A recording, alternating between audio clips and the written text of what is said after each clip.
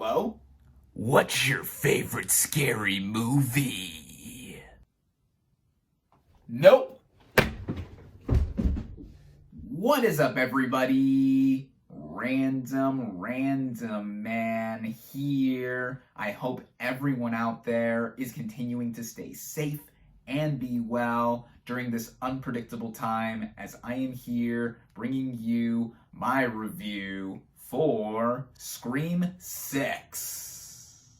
By the way, now these movies are being numbered again. I mean, the last one wasn't, despite it being Scream 5, but now the numbering is not even the same as the other sequels. No, instead of regular digits, it's getting all fancy with the Roman numeral V and I, though it does cleverly tie into the title and logo. Also, spoiler alert for any of the previous 5 movies, given who does and does not return for the 6th installment, though I will not be giving anything major away plot-wise, so you have been warned. Taking place outside of the fictional town of Woodsboro, California, and in New York City, the plot of this slasher film basically follows a new Ghostface, voiced by Roger L. Jackson, who targets the surviving members of the Woodsboro Legacy attacks, played by Melissa Barrera, Jasmine Savoy Brown, Mason Gooding, and Jenna Ortega.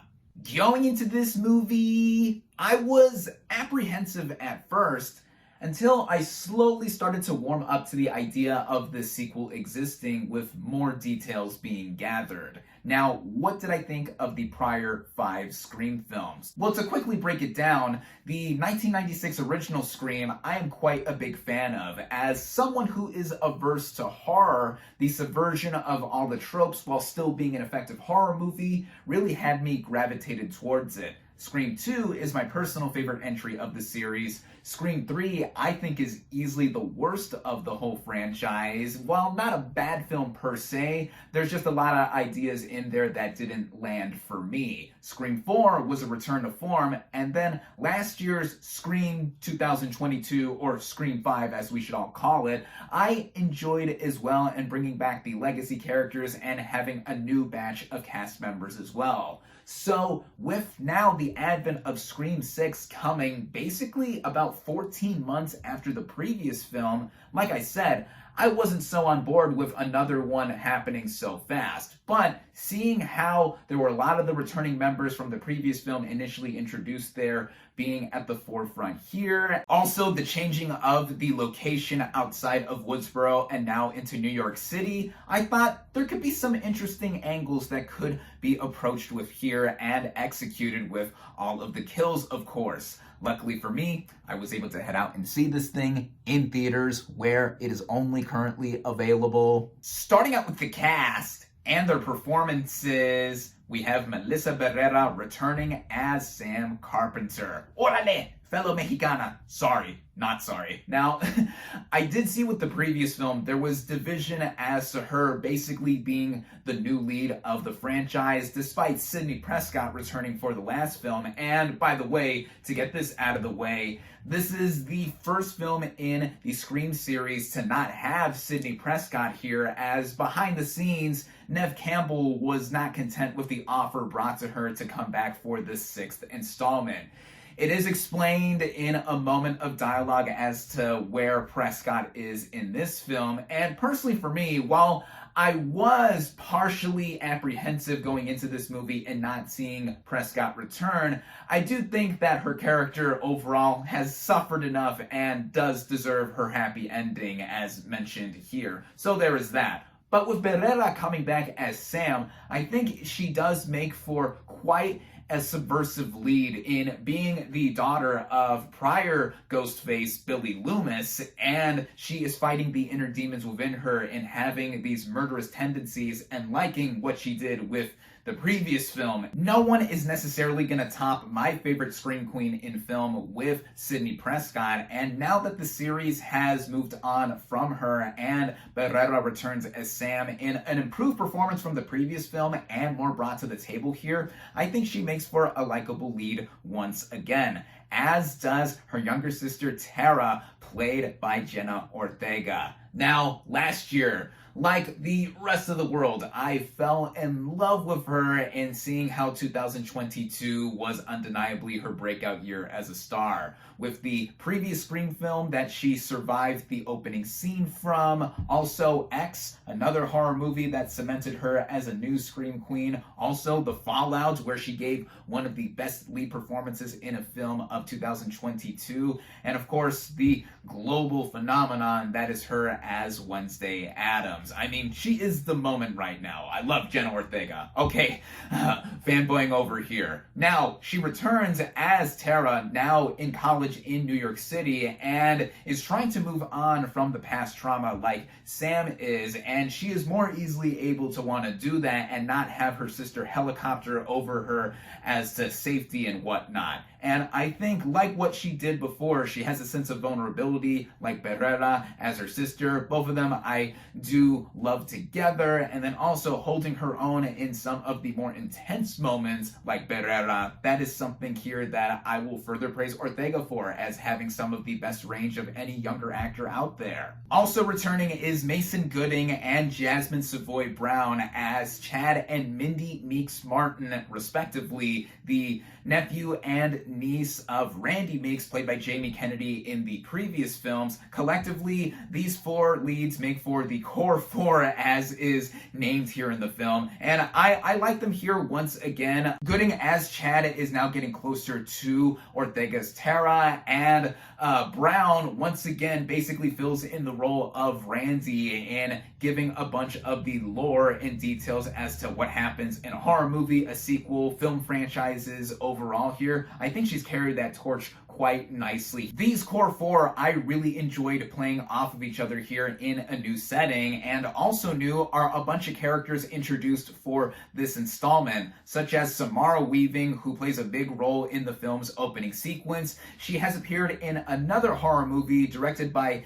this film's two directors prior to the last Scream film, and that is 2019's Ready or Not, which I really enjoyed, and she became a Scream queen there as well. Also from Ready or Not, and in this film, is Henry Czerny as the therapist to Sam. Tony Revolori is also here as a film student. Dermot Mulroney plays a detective who also has some past demons to deal with. Liana Liberato plays his daughter, also roommate to Sam and Tara. Devin Nakota plays the girlfriend to Mindy. Jack Champion plays the roommate to Chad. And Josh Sagata is the new love interest for Sam. All of whom I have just mentioned I liked at minimum for sure. And then we have the returning legacy characters from prior Scream entries, such as Hayden Panettiere as Kirby Reed, who survived seemingly bleeding out from Scream 4. Though, like many, I caught that blink and you'll miss it Easter egg in the previous film where it is confirmed that Kirby is alive, and she is now an agent with the FBI, and I loved how she was integrated back into the fray here. Also, Courtney Cox as Gail Weathers, the only on-screen member who has now been in all 6 of these Scream films. I think it's always great to see her, and this is one of her iconic roles outside of Monica on the TV show Friends, which I personally love. And we cannot forget, last but certainly not least, Roger L. Jackson as the voice of Ghostface, now 6 movies in a row. He just makes for one of the most iconic movie villain voices, and just having that sense of menace that never gets old. So with everyone in the cast here, I think they do pretty strong jobs overall, especially with the entire ensemble having us peter out who may or may not be Ghostface. Which brings me right into the writing of this film, as the same writing duo and directing duo for that matter, collectively known as Radio Silence, do return from the previous Scream film, and what they have done, of course, right off the bat, in a new setting with New York City, have changed things up a bit for the series. While this isn't the first film in the franchise to be set outside of Woodsboro, just instantaneously I feel it is refreshing to not harken back to that legacy setting after we had just gone there again for Scream 5. The opening sequence with the initial Ghostface attack is also subverted quite a bit and playing on for quite a while, and as is usual and tradition for the franchise, it picks out and goes into film tropes and all of the hallmarks of horror films, sequels, what have you, and in itself, it does make for the film to come off as being tropey, but I think the movie, in having a sense of humor with a lot of guffaw-inducing laughs for myself had here, I was still going in and feeling as I was rhythmically relishing in all of the stuff. This includes all of the past passions that are delved into both within the franchise and also in universe with the characters here, and I think it was an interesting idea to have what is all tied together with these Ghostface murders being brought into the fray and bringing it all full circle more or less with what we have seen before, as if the franchise hadn't already done a lot of that prior. But yeah, in any sense, a lot of freshness I think is kept up here, and this is also the case with the murders themselves, all of the violence and the creative kills. This is a gregariously gorier entry compared to the other entries for the Scream franchise, and I found myself going ooh, ah, and wincing at a lot of the violent moments here, like some of my audience as well too. So I think that is something that fans of the franchise will be satisfied with. It is mainly directed and edited well, and it running at just over 2 hours in length, it is paced together to where there is not a dull moment in sight, especially when we again see all the action play out. Standout moments do include the opening sequence, the bodega sequence, the one also involving a ladder in between two sections of a building with some of our characters trying to get across, and the final showdown, which is par for the course. Without spoilers, the Ghostface reveal, I was partially able to surmise, though again, the movie does throw a bunch of twists and turns at us, like the other movies do, in trying to pull it all together. And really, yeah, it comes off as almost cliche at this point to mention all of that, with all of the tropes and all of the certain details that these movies have done, and with horror overall. With me not being the biggest fan of horror in the first place, yeah, there's certain moments here and there and details that I could pick out. For one thing, and I noticed this more with this entry towards the end, when characters are getting stabbed and they get stabbed or hurt brutally in some way, some are able to pick themselves up and run away better than others, even when it looks like they should be really out of commission for a little bit or anything like that. That's just something I noticed, because in horror movies, even when someone gets injured or damaged very brutally, there's something to be said to where, yeah, there's a certain point where I don't believe you're really able to continue on unless you're fallen and down for good.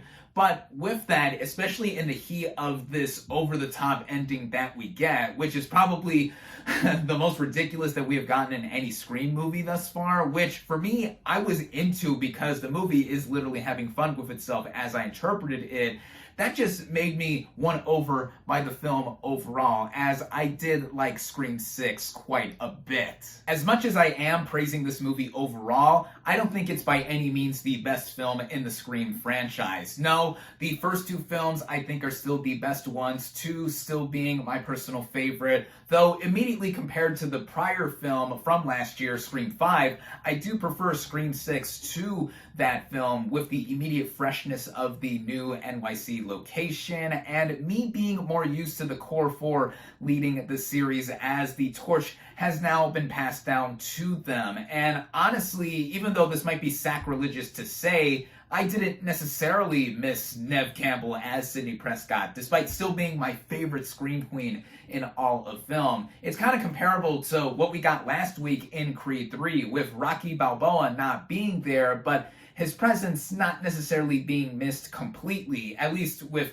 my own take, as I thought that movie was able to stand on its own and still connect to the overall series that it has long established there. I think similar things do apply with Scream 6, as Scream as a film franchise has been going strong for almost 3 decades straight, and under this new direction, we could possibly see more. And do we need a Scream 7? We'll just have to see how much gas is left in the tank for this series to go on for, and changing things up and subverting expectations again. But for now, looking at Scream 6 on its own, I definitely recommend it. Psst, by the way, there is a post-credit scene. That's all I'll say. My final verdict for Scream 6 is 4 out of 5 stars.